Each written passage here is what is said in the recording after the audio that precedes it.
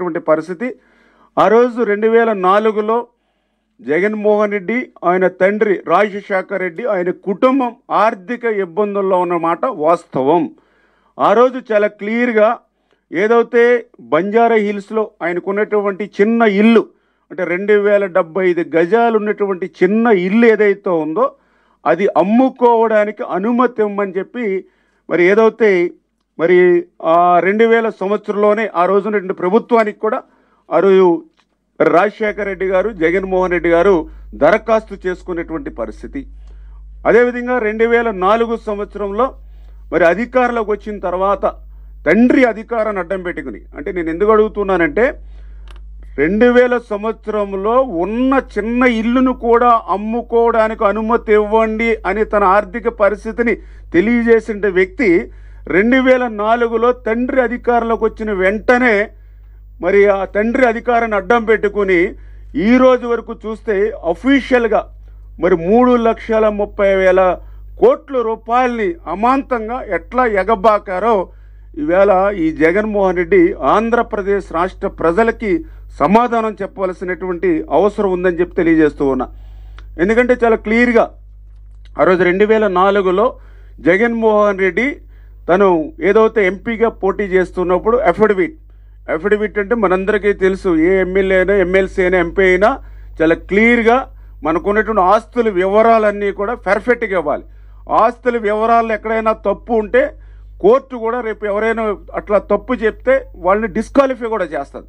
అంటే అఫిడవిట్ అనేది అంత ముఖ్యమైనటువంటిది. అటువంటి అఫిడవిట్లో 2004లో తన ఆస్తి 1,65,00,000 రూపాయలని ఆ రోజు మెన్షన్ చేసినటువంటి మాట వాస్తవం. ఈరోజు అఫిడవిట్ మనం ఆన్లైన్లో చూసినా కూడా మనకు కనిపిస్తూ ఉంటుంది 2004 ఆయన అఫిడవిట్. అదేవిధంగా వైఎస్ రాజశేఖర రెడ్డి గారు కూడా 2004 సంవత్సరంలో ఆయన ఆదాయపు పన్ను శాఖకు సంబంధించిన ఆస్తుల వివరాలు 1,74,00,000 రూపాయలు. అంటే ఈ రకంగా 2004లో ఈ మాదిరి ఆస్తి ఉన్నటువంటి ఈ కుటుంబం మరి 2004, 2009 అంటే రాజశేఖర రెడ్డి గారు ముఖ్యమంత్రి అయినటువంటి రోజుల్లో మరి దగ్గర 1,03,000 కోట్ల రూపాయలు ఆర్జించాడని. ఇది మేం చెప్పడం కాదు, డైరెక్ట్గా ఏదైతే సిబిఐ ఛార్జ్ షీట్లో 43,000 కోట్ల రూపాయలు ఈడీ అటాచ్ చేసినటువంటి పరిస్థితి, ఇంకా 60,000 కోట్ల మీద విచారణ జరుగుతున్నటువంటి పరిస్థితి. అంటే మనం చూస్తూ ఉంటాం జనరల్గా ఒక ఐడియా జీవితాన్ని మార్చేస్తుందని ఒక అడ్వర్టైజ్మెంట్ చూస్తూ ఉంటాం మనం. కానీ జగన్మోహన్ రెడ్డి ఐడియా ఆయన జీవితం, అంటే మన జీవితాన్ని మన ఐడియా మార్చిందో లేదో తెలియదు, కానీ జగన్మోహన్ రెడ్డి ఐడియా మాత్రం ఆయన జీవితాన్నే మార్చేసినటువంటి పరిస్థితి. అందుకే ఎక్కడ 1,60,00,000, ఎక్కడ 1,03,000 కోట్ల రూపాయలు అనేది మనకి చాలా క్లియర్గా అర్థమవుతున్నటువంటి పరిస్థితి. అంటే ఆ రకంగా 2004, 2009లో 1,03,000 కోట్ల రూపాయలు ఆయన తండ్రి అధికారాన్ని అడ్డం పెట్టుకుని లూటీ చేస్తే, తర్వాత 2019, 2023 అంటే దొంగ చేతికే తాళం చేతులు ఇస్తే అతను ఏ రకంగా లూటీ చేశాడనంటే ఈ యొక్క 4 సంవత్సరాల్లో అధికారంలో తానే స్వయంగా ఉండడంతో 2,27,500 కోట్ల రూపాయలు.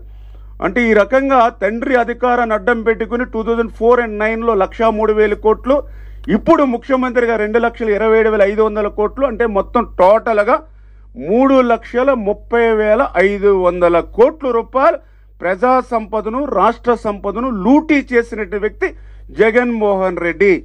ఇది 1,03,000 కోట్లు ఏదైతే 2004, 2009 అని ఏదైతే చెప్తూ ఉన్నామో, నాకు తెలుసుండి ఇది దగ్గర 15-20 సంవత్సరాల క్రితం అంచనా వేసినటువంటి సొమ్ము ఇది. ఇప్పుడు మార్కెట్ వాల్యూ ప్రకారం చూస్తే ఈ యొక్క 2004, 2009 1,03,000 కోట్లు ఇప్పుడు నాకు తెలుసుండి 4-5 టైమ్స్ ఈవేళ ఆ యొక్క మార్కెట్ వాల్యూ పెరిగేటువంటి పరిస్థితి. అంటే ఈ రకంగా జగన్మోహన్ రెడ్డి ఏ రకంగా దోపిడీ చేశాడనేది అదొక ఉదాహరణ. ఇంకా ఎంత విచిత్రం అనంటే ఈవేళ చంద్రబాబు నాయుడు గారి మీద ఆరోపణలు చేస్తున్నటువంటి వ్యక్తి ఎటువంటి చరిత్ర ఉంది అని ఒక్కసారి మనం చూస్తే, ఈరోజు ఆ జగన్మోహన్ రెడ్డి మరి ఏదైతే ఆయన మీద 38 కేసులు ఉన్నాయని మనం చెప్పక్కర్లా. మొన్న 2019 ఆయన వేసిన ఎన్నికల అఫిడవిట్లో నా మీద 38 క్రిమినల్ కేసులు ఉన్నాయని జగన్మోహన్ రెడ్డి గారు చెప్పినటువంటి పరిస్థితి. ఆయన కేసుల నిమిత్తం 54 డిశ్చార్జ్ పిటిషన్లు వేసిన వ్యక్తి జగన్మోహన్ రెడ్డి. ఇప్పటి వరకు ఆయన మీద ఉన్నటువంటి కేసుల నిమిత్తం స్టేలు జగన్మోహన్ రెడ్డి తెచ్చుకున్నది 158. ఇంకా జగన్పై ఉన్నటువంటి కేసుల మీద ఉన్నటువంటి సెక్షన్లు చెప్పవలసి వస్తే ఇక్కడ సమయం సరిపోదు కాబట్టి అది ఎవరైనా సరే ఆన్లైన్లో చూసుకుంటే మొత్తం ఎన్ని సెక్షన్లు ఆయన మీద నమోదు కాబడ్డాయో చాలా క్లియర్గా, చాలా క్లారిటీగా. వీటన్నిటికీ మించి నిన్న 2 రోజుల క్రితమే ఆయన 10 సంవత్సరాలు బెయిల్ వార్షికోత్సవాన్ని కూడా 10 years బెయిల్ 10 సంవత్సరాల వార్షికోత్సవాన్ని కూడా జరుపుకునేటువంటి పరిస్థితి కూడా మనందరం కూడా చూసాం. మరి అటువంటి జగన్మోహన్ రెడ్డి మీద ఈవేళ ఈ దేశంలో ఉన్నతమైనటువంటి వ్యక్తులు, ప్రముఖులు ఏ రకంగా